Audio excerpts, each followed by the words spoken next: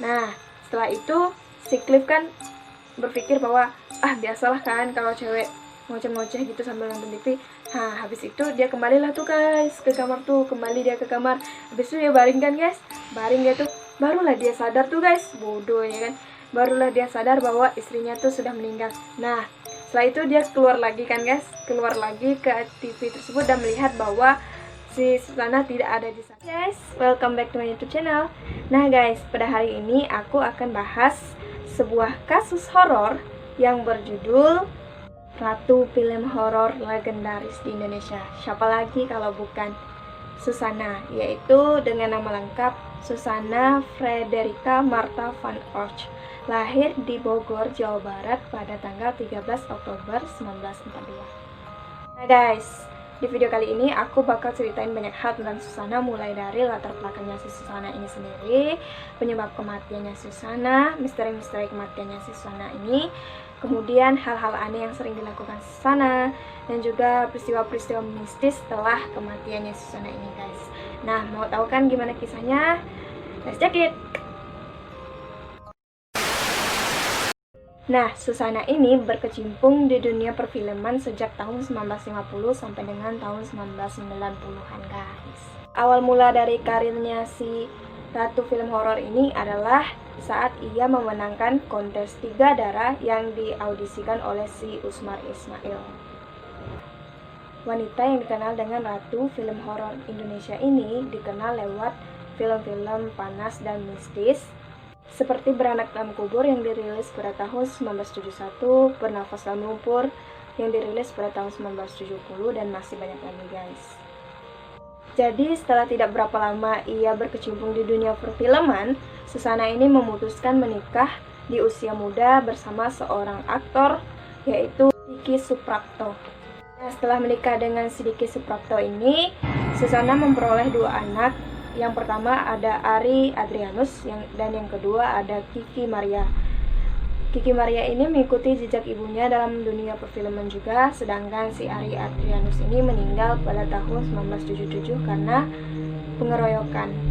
Nah, tapi pernikahannya dengan Diki Suprapto ini tidak berjalan cukup baik dan mereka memutuskan bercerai.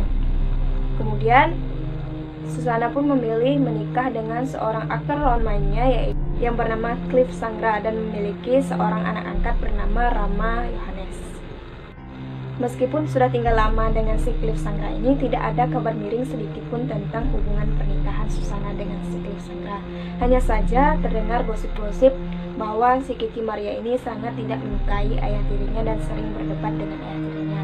Dan pada suatu hari, penghujung tahun 2003, Kiki Maria ini melaporkan ayah tirinya, yaitu Cliff Sangra, ke kepolisian atas tuduhan penembakan terhadap suaminya. Nah, kasus penembakan itu sendiri dipicu karena adanya kabar dari 3 pembantu rumah tangga yang pada saat itu bekerja di rumah Susana dan Cliff Sangra ini. Nah, 3 pembantu rumah tangga itu mengatakan bahwa si Cliff Sangra ini menyuruh mereka untuk membunuh Susana demi mendapat harta warisan. Nah, pada saat itu si Cliff Sangra ini dinyatakan bersalah dan divonis hukuman penjara selama 6 bulan pada tanggal 14 November tahun 2005. Nah guys, tadi kan aku udah cerita latar belakangnya Susana ini. Sekarang kita masuk ke kasus kematiannya Susana. Let's check it! Nah, Susana ini meninggal pada tanggal 15 Oktober 2008 saat usianya 66 tahun di Magelang. Jadi menurut penuturan pihak keluarga dan pihak dokter mengatakan bahwa Susana ini meninggal karena diabetes mellitus yang dideritanya pada saat itu. Tetapi ada beberapa kejanggalan-kejanggalan pada saat kematian Susana ini. Nah, yang pertama yaitu Cliff menguburkan Susana secara diam-diam bersama pemuka agama dan juga ketua RT setempat. Nah, jadi pada saat kematiannya Susana ini, Cliff menguburkan Susana secara diam-diam tanpa memberitahu pihak keluarga maupun anak si Susana ini sendiri, yaitu Kiki Maria. Dan Kiki Maria pun baru tahu setelah melihat di berita dan mendengar tetangga-tetangga mengatakan bahwa ibunya sudah dimakamkan. Akan tetapi Cliff mengaku bahwa Susana menulis sebuah surat wasiat yang mengatakan bahwa ketika ia meninggal ia tidak ingin dipertontonkan oleh banyak orang guys. Nah, Susana ini dikuburkan satu liang lahat dengan anaknya yaitu Ari Adrianus dan juga kakaknya yang bernama Irene Beatrix van Och. Nah, yang kedua, pada saat setelah kematiannya Susana, beberapa hari setelahnya, si Cliff ini memutuskan untuk mengunci rumah dengan kunci gembok dan juga mematikan seluruh lampu rumah, sehingga rumahnya si almarhum Susana ini terlihat gelap dan tidak ada penghuni. Bahkan pada saat acara-acara di rumah saudaranya Susana ini yang bersebelahan dengan rumah Susana ini, mereka melihat bahwa keadaan rumah Susana ini memang gelap gulita tanpa adanya penerangan sama sekali. Dan bahkan si Cliff ini juga melarang siapapun untuk masuk ke rumahnya setelah hari kematian Susana. Yang ketiga, tidak adanya misa pengiringan arwah kayak gitu, atau misa dan doa seperti pada misa 40 hari, 7 hari setelah kematian, 100 hari setelah kematian, itu tidak diadakan. Sehingga pihak keluarga pun memutuskan untuk memulai misa atau mengadakan misa di rumah saudaranya si Susana ini sendiri, karena si Cliff tidak mau mengadakan doa dan misa di rumah si mendiang Susana ini, guys. Kejanggalan selanjutnya adalah si suaminya almarhum Susana ini mengatakan bahwa Susana meninggal setelah minum 1 gelas susu di malam hari. Nah, setelah itu si Cliff ini langsung hubungi dokter pribadinya si almarhum Susana ini, yaitu Dr. Mia Pramudianti dan suaminya Dr. Hasman Budiono, dan melakukan visum et repertum untuk memastikan bahwa si almarhum Susana ini benar-benar telah meninggal. Nah, pada saat itu juga Kapolres Magelang yaitu AKP Purwanto Har Widodo mengatakan bahwa kematian Susana ini adalah wajar. Si Purwanto ini mengkonfirmasi hal tersebut melalui surat pribadi milik Dr. Cliff ini, guys, yang menyatakan bahwa Susana ini meninggal akibat penyakit diabetes mellitus yang dideritanya. Nah, tapi guys, menurutku ini aneh banget. Kenapa sih dia bisa meninggal cepat kayak gitu? Apalagi karena cuma minum segelas susu doang terus langsung meninggal gitu, guys. Emang sih umurnya tuh udah lumayan berumur gitu, 66 tahun, tapi menurutku kematiannya si Susana ini sangat tidak wajar gitu, guys. Nah, dah lah kan. Dah, kita langsung masuk ke hal-hal aneh yang dilakukan Susana sebelum kematiannya ini. Nah, mau tahu gimana kisahnya? Let's see it.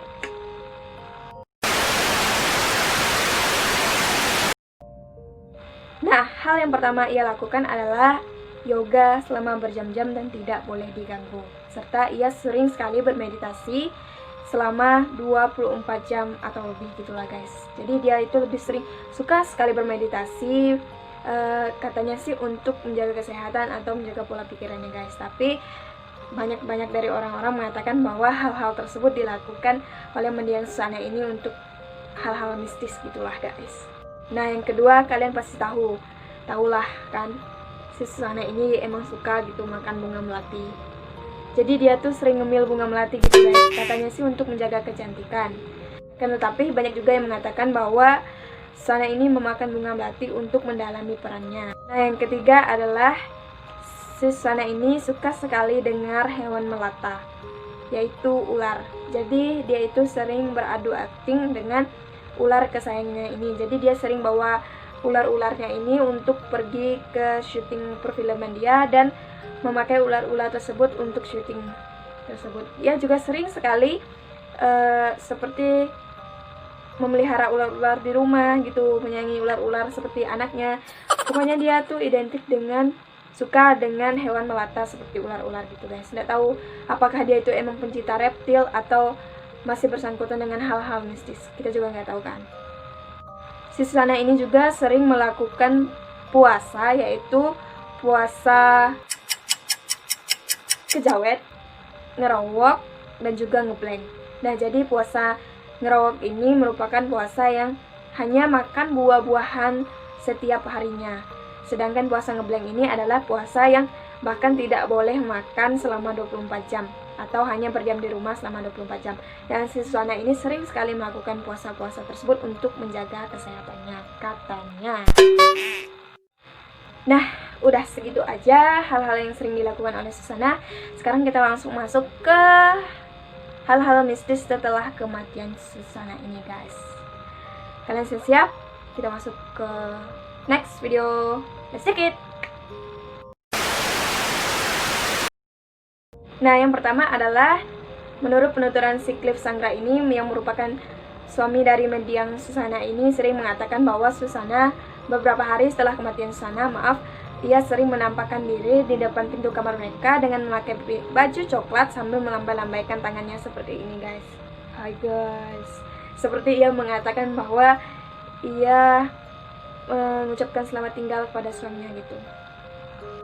Nah, yang kedua, setelah beberapa hari setelah kematiannya Susana ini, si Cliff sedang tidur di kamar, kemudian ia mendengar suara Susana berteriak. Bukan berteriak sih, kayak memanggil-manggil namanya gitu, kayak Pah, sini deh dulu gitu. Jadi si Cliff ini terpaksa keluar dari kamar dan melihat Susana ini sedang duduk di atas sofa dengan satu kaki diangkat ke atas sofa gitu, dan memegang remote TV sambil memindah-mindahkan acara televisi maksud aku, sambil marah-marah dengan acara yang ada di TV tersebut. Ngoceh-ngoceh gitulah guys. Taulah perempuan kan kalau nonton TV pasti ngoceh-ngoceh nggak jelas gitu, karena melihat adegan-adegan yang ya menurut mereka tidak sesuai dengan acara TV gitu guys. Nah, setelah itu si Cliff kan berpikir bahwa biasalah kan kalau cewek ngoceh-ngoceh gitu sambil nonton TV. Nah, habis itu dia kembalilah tuh guys ke kamar tuh, dia ke kamar. Habis itu dia baring kan guys, baring dia tuh, barulah dia sadar tuh guys, bodoh ya, barulah dia sadar bahwa istrinya tuh sudah meninggal. Nah, setelah itu dia keluar lagi kan guys, keluar lagi ke TV tersebut dan melihat bahwa si Susana tidak ada di sana. Nah, guys, merinding aku nih guys, sumpah. Nah, menurut penuturan si Cliff ini juga, ia sering melihat benda runcing berwarna merah di atas rumahnya tuh, di atap rumahnya sering melayang-layang gitu guys. Nah, jadi ketika ia ikut pada acaranya Mr. Tukul Jalan-Jalan, kalian pasti tahu kan, kalau kalian penonton pencinta horor lama, kalian pasti tahu tentang Mr. Tukul Jalan-Jalan ini. Nah, di Mr. Tukul Jalan-Jalan itu pada saat itu ada namanya Mbah Bejo. Nah, Mbah Bejo ini menuturkan kepada si Cliff ini mengatakan bahwa benda runcing itu merupakan batu delima yang berbentuk batu.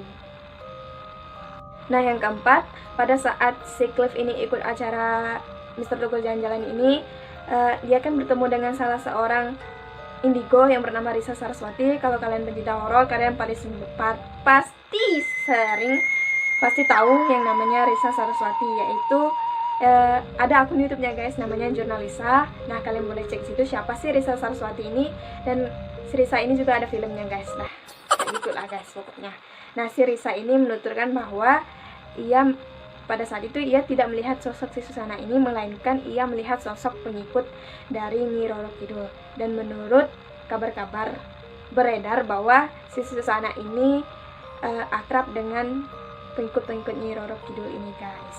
Nah, si Risa ini melihat sosok pengikutnya Nyi Roro Kidul ini menggunakan baju berwarna hijau dan sering mampir ke rumahnya si Susana ini.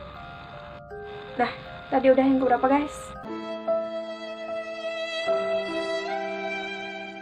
Dan kita selanjutnya masuk ke menurut penuturan si suaminya mendiang Susana ini juga. Setelah beberapa hari kematian Susana ini, ia sering melihat. Nah, tadi kan aku udah cerita kalau Susana sering meditasi selama berjam-jam di kamarnya kan. Nah, di ruangan meditasi tuh si Cliff sering melihat Susana bermeditasi di sana setelah hari kematiannya guys. Selain melihat sosok Susana, ia juga sering melihat sosok genderuwo berwajah hitam, bertubuh hitam dengan kuku runcing gitu guys, berhidung panjang runcing gitu. Pokoknya sejenis kayak gitulah guys, sering berada di dalam ruang meditasi yang sebagai tempat untuk meditasinya si mendiang Susana ini guys. Nah, kan setelah beberapa tahun kematiannya Susana ini, si Cliff ini menikah lagi dengan seorang perempuan bernama Nana. Jadi si Nana ini, menurut penuturan Nana ini, ia sering mendengar suara ketukan di tembok kamar. Nah, awal-awalnya si Cliff ini tidak mau memberitahu Nana bahwa tentang suara ketukan itu, Tapi setelah lama-lama si Nana ini sering mengeluh, akhirnya diceritakannya lah guys. Nah, jadi sebelum kematian mendiang Susana ini, beliau meminta suaminya untuk pisah kamar gitu. Jadi karena kan bukan ia meminta suaminya sih, suaminya yang meminta dia untuk pisah kamar, karena kan kalau orang sakit takut ganggu gitu. Kalau orang tidur misalnya suami kalian ngorok atau apa gitu kan takut ganggu. Jadi si mendiang Susana ini tinggal di kamar depan dan suaminya tinggal di kamar belakang. Jadi kalau ada apa-apa gitu kan, si Cliff ini memberitahukan kepada mendiang suami istrinya untuk jika ingin apa-apa atau mau apa-apa tinggal ketuk tembok kamar itu. Jadi si Cliff ini akan datang ke kamarnya si Susana dan melakukan apa yang ia mau gitu guys. Nah, bahkan setelah kematian Susana ini pun tembok kamar terdengar sering sekali diketuk oleh seseorang gitu guys, seperti pada saat sebelum kematian Susana ini. Dan menurut penuturan Nana ini, ia bahkan mendengar suara ketukan tersebut tiap hari.